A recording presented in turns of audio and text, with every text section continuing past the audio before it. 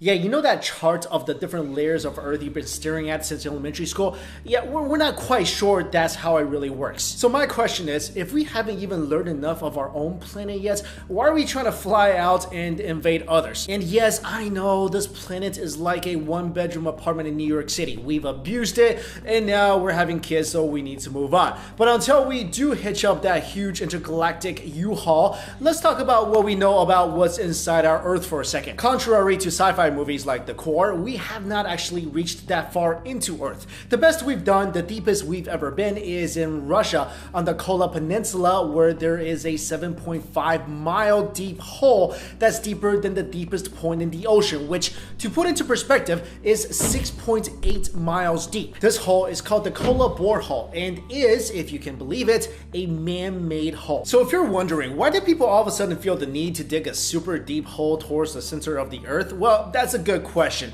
And to put it simply, it's competition. We all know that the US and USSR have been trying to compete with each other for ages, especially during the space race, in which both nations try to outdo one another in terms of space exploration supremacy. But little do people know that the space race wasn't the only thing the US and the USSR were rivals over. In the late 1950s and 1960s, while competing who could explore outer space the quickest, the Americans and the Soviets were also competing on who could explore within the Earth the quickest. As a result, both nations planned separate efforts to drill into the Earth's crust, each with the goal of drilling the deepest hole in the world, because apparently everybody in the government back then thinks they're five and on a beach. The American drilling project was called Project Mohole and was executed in the spring of 1961. The goal of the project was to drill into the Mohorovičić discontinuity, better known as the Mohole, which is the boundary between the Earth's crust and the mantle. The project wasn't so successful though, because just 5 years later it was cut short due to lack of funding. After that, well, I guess they just kind of gave up and let the Soviets win the drill race. The Soviets started their digging process in 1970, and with the help of the Interdepartmental Scientific Council for the Study of the Earth's Interior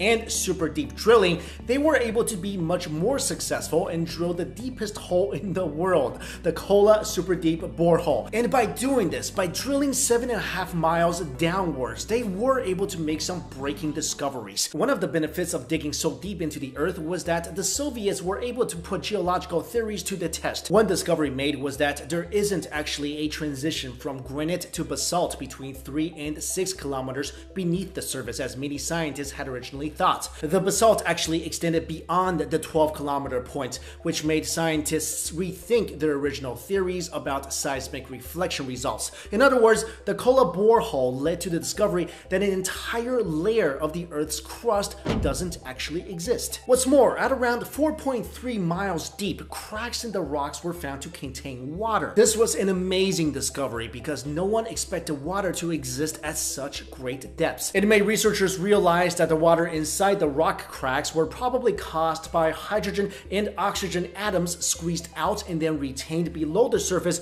because of the impermeable rock above. Finally, one of the most amazing discoveries made through the project was the detection of life in the form of microscopic fossils found in rocks that were more than 2 billion years old. From the fossils, researchers were able to find the remains of 25 different species of plankton. I guess they really did hit Bikini Bottom. Anyway, the discovery was very surprising because the fossils were surrounded by organic compounds that were very tough against the pressure and the temperature of the surroundings. Sadly, the Kola Super Deep Borehole project was halted in 1994 because of a variety of reasons. One reason was because it was just getting way too hot down there. The temperature at the bottom of the hole was a scorching 356 degrees Fahrenheit, which is the temperature where people get cooked. This was such a huge difference from the expected 212 degrees Fahrenheit, and it was almost unbearable for people to continue further. Not only that, rock density increased the deeper the hole was dug, resulting in greater porosity and permeability. In other words, it was like drilling through plastic rather than solid, which made it a very difficult operation.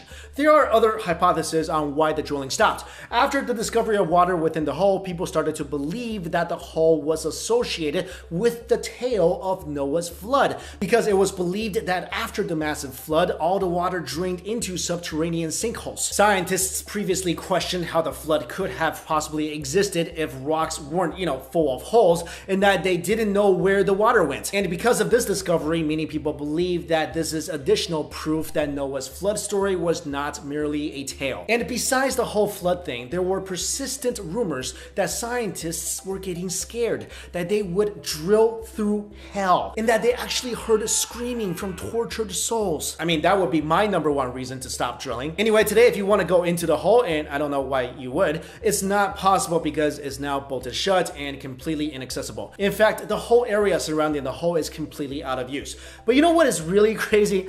Although the hole seems to be extremely deep, if you look at it from a different perspective, the hole's entire depth is only deep enough to cover around 0.002% of the distance to the center of the Earth. So that means there could be a whole different world right under our feet. And even if we could trek to the center of the Earth, I mean, would you really want to? Who knows what we'll find? The alien-warded facilities, giants, five-headed monsters, and maybe even hell itself. So yeah, I think I would love to venture out into space and maybe colonize another planet, but going down to the center of the Earth, I think I'll skip that. But let me know what you think. Would you go to the center of the Earth if you could? If, let's say, we have no idea what's down there, we don't know at all, we just have a way for you to go there, we can't promise that you'll come back, would you still go? Would you be a pioneer? Let me know in the comments below. Thank you all so much for watching this video. I'll see you later.